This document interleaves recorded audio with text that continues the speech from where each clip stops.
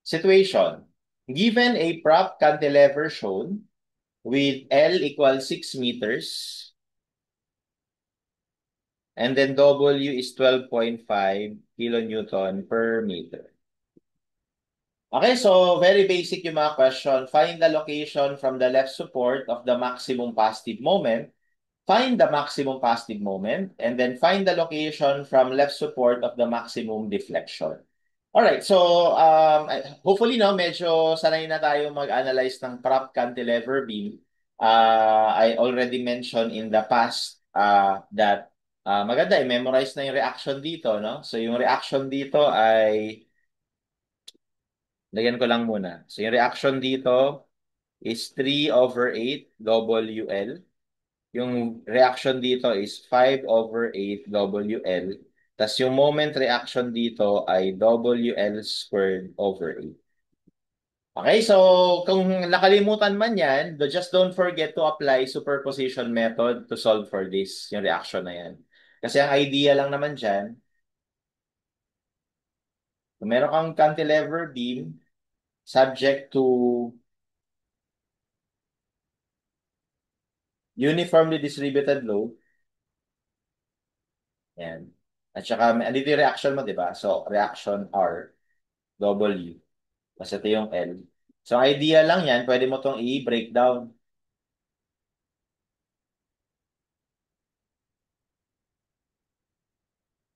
Wherein, wala ito. So, hayaan mo siya mag-deflect. Okay? And then, ibabalik mo yon. Pero this time, tatanggalin mo to.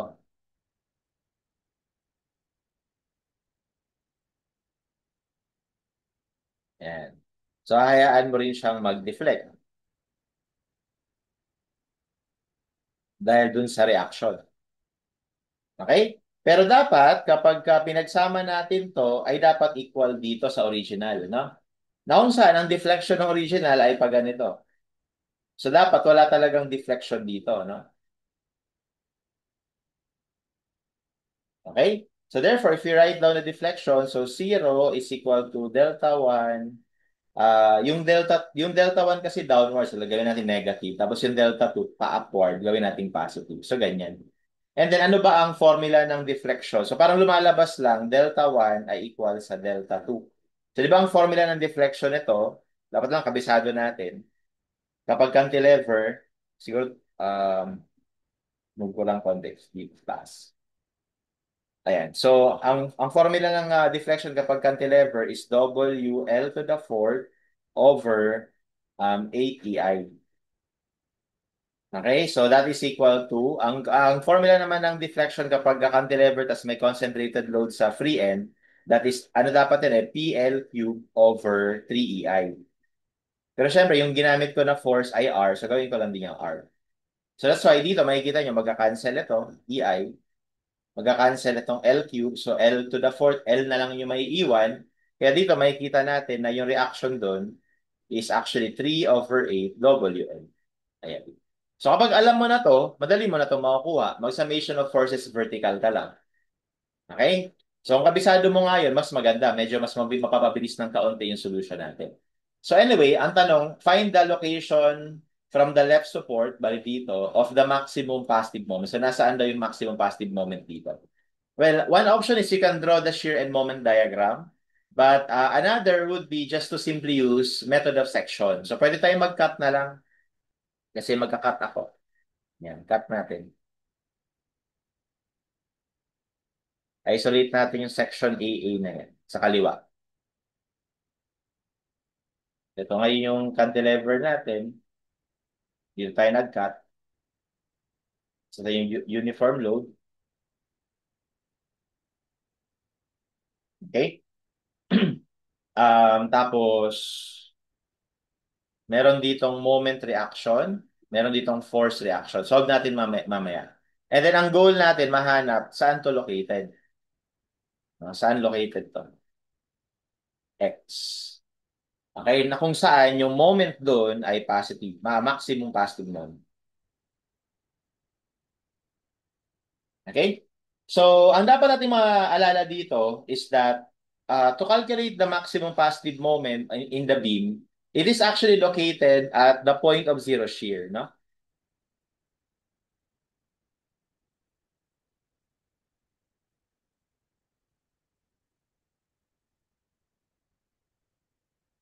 Okay? So, ibig sabihin, ang value ng shear force dito will be zero. Alright?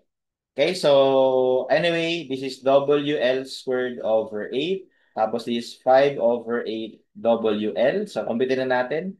12.5 ito, kilonewton per meter. Tapos yung 5 over 8 WL, 5 over 8 W is 12.5, L is 6. So that is 46.875. And then yung moment reaction, W L squared over 8. So that is 56.25. Ayan. This is in kilonewton meter, ha? Ito, this is in kilonewton. Okay? So, para makuha natin yung location, what we will simply do is we will just take summation of forces y. Okay? Assuming upward is positive. So, we have upward 46.875. Tas downward yung 12.5. So, 12.5 times x, di ba? Kasi para makuha mo yung equivalent force nito, kukunin mo yung area nito, which is ang height nito, tapos ang base ay yung x. Okay, and zero yung shear force, tapos hindi naman kasali to sa summation of forces, so ito na yun. So therefore, we can directly solve for x. So 46.875 divided by 12.5 lang. And that is 3.75 meters.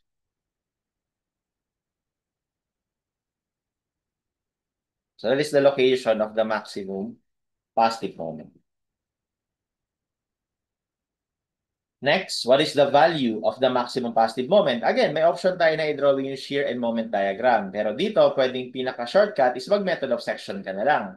Basta alam mo na located yung maximum moment sa point of zero shear, madali mong malalaman kung saan to located.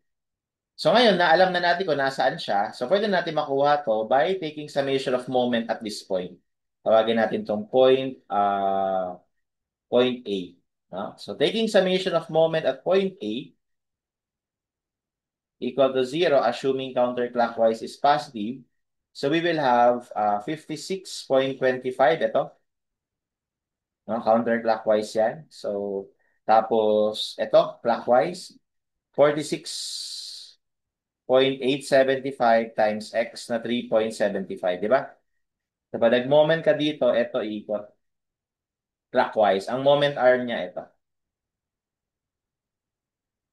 Okay? So, clockwise, so negative.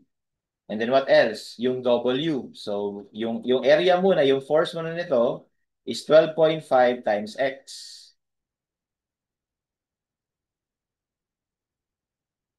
Ayan.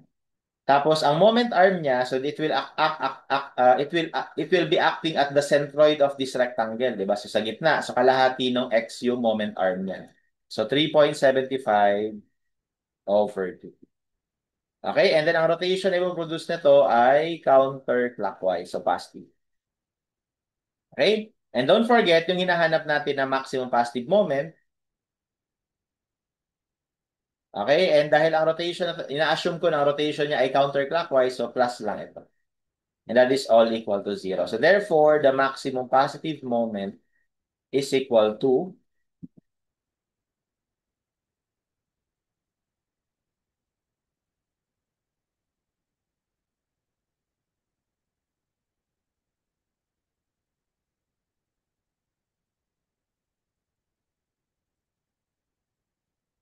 okay, so negative ito kasi nasa left side pa. So pag tinranspose mo yan sa kabila, magiging positive na yan. So 31.64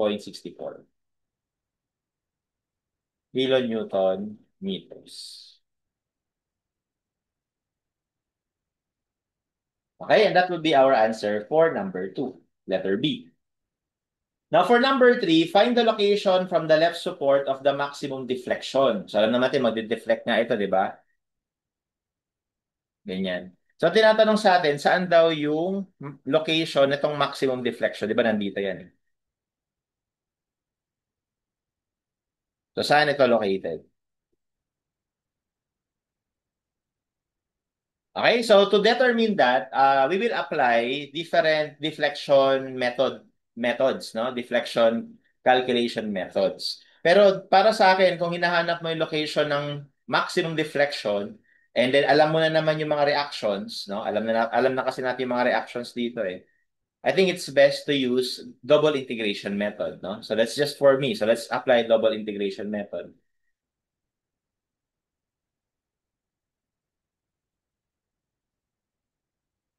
Okay, so di ba pag magdo-double integration method, ika-cut lang natin yung structure hanggang sa before yung dulo. Bali ganito. Balitin lang natin ah. Ayan, for reference lang. So di ba ang ginagawa, alam na naman natin yung reaction dito eh. Lagay ko lang yung value, no? 46.875. Tapos yung moment reaction dito, 56.25. Okay, so ang ginagawa kapag double integration, dito ka nagka-cut malapit sa dulo. Okay, tapos we assume that this is x. Kumbaga, we are using this as our origin. Okay? So, yun yung x natin. Tapos, kukunin natin yung moment dito.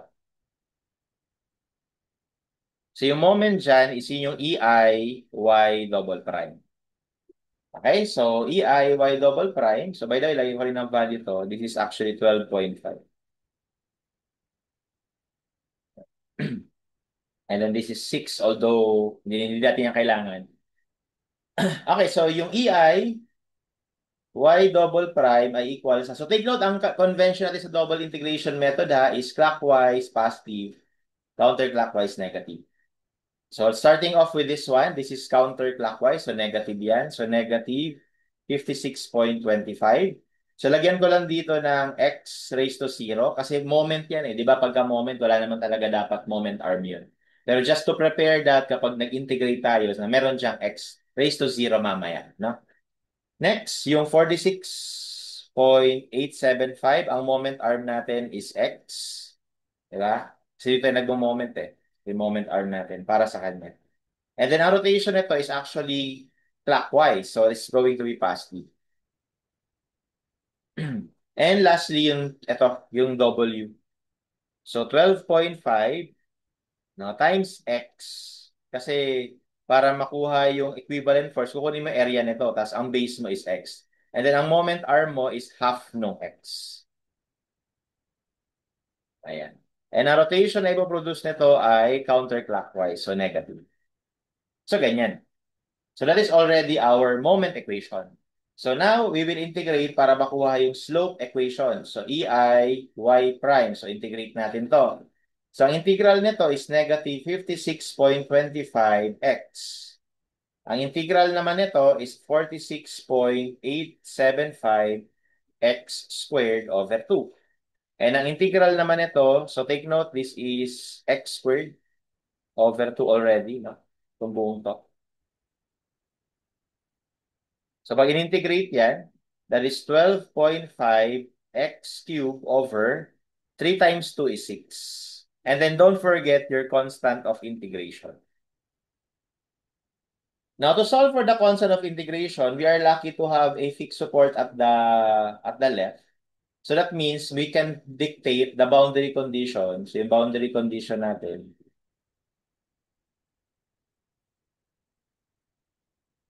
That at x is equal to 0, the value of the slope must be 0. Di ba slope ito? Ito moment. Di ba? So, ang value ng slope dito sa fixed support ay 0. Kasi ang itsura ng ano niyan, na deflection, pag ganito yan eh. Pag ganyan. So, yung slope dito, 0. Okay, ganun talaga pag fixed support, di ba? So, dahil doon, substitute ko lang dito 0. Substitute ko dito 0. 0. So, 0 to lahat. Okay, tapos ang value ito, 0 din. So, 0 na rito. So, may iwan, C1 na lang. So, lalabas lang dyan, C1 is equal to 0. Okay? So therefore, our slope equation is basically this one without C1.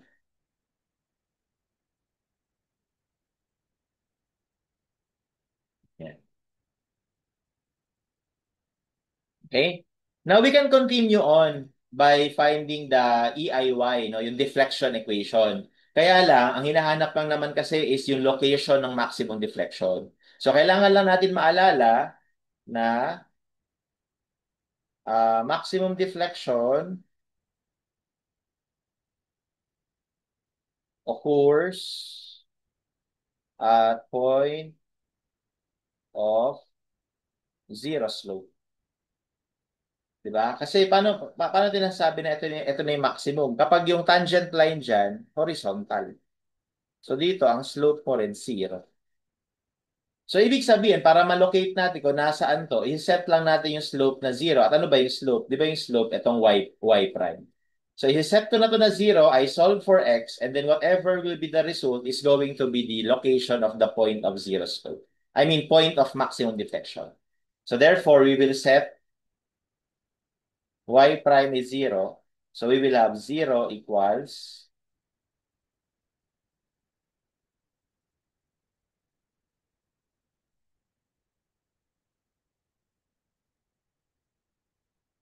ayan. Okay? And then let's solve for x. So take note, ang lalabas ito na x tatlo kasi cubic equation. Isa dyan, 0. So para mapalabas ko lahat, hindi ako mag-shift solve, mag-mode equation ako na cubic. So starting off with cube, so negative 12.5 over 6. That's a squared for 46.875 over 2. And then negative 56.25. Ayan. Plus 0 yung constant. Okay, so we have 7.78.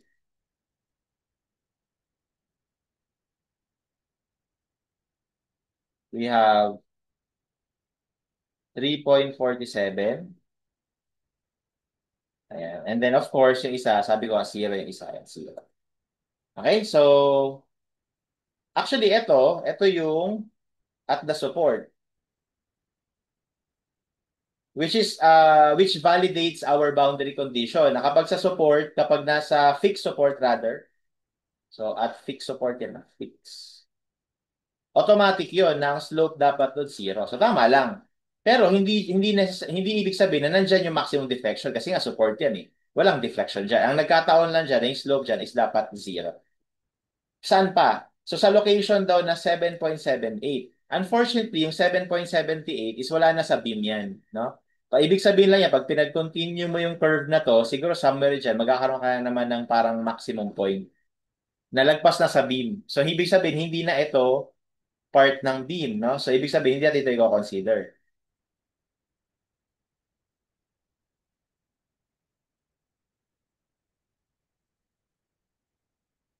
Okay, kasi greater than 6 meters na siya. So, the only possible answer is ito. Okay, it is within the segment of the beam na 6 meters. So, yun yung sagot natin. So, therefore, the maximum deflection occurs at 3.47 meters from the left support. And if you want to find the maximum deflection, edi ituloy mo lang tong double integration method. Natuloy mo lang to. Ito, integrate mo lang yan ulit. Tapos substitute mo lang yung x na 3.47. Pero hindi naman yung tinatanong sa problem, so we stop there. And that's how we solve this problem.